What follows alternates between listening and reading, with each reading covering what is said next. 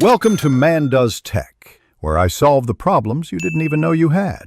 Start by confirming basic settings that often cause hotspot failure. Open Settings and tap Cellular. Make sure cellular data is enabled and personal hotspot is turned on. Check your carrier plan to confirm tethering is included and that you have data left. Restart your iPhone and wait 60 to 90 seconds before trying to reconnect devices.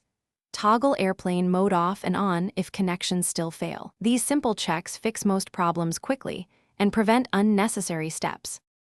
If basics do not work, troubleshoot both the iPhone and the client device.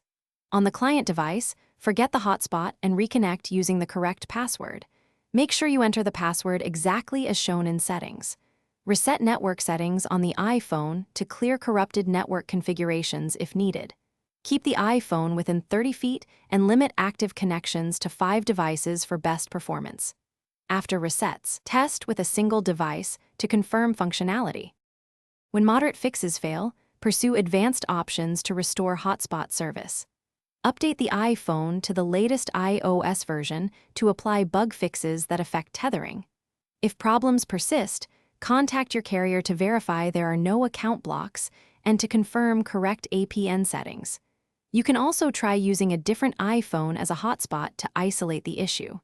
As a last resort, back up your data and restore the iPhone to factory settings to eliminate persistent software faults. Thanks for watching. If you found this helpful, don't forget to like and subscribe.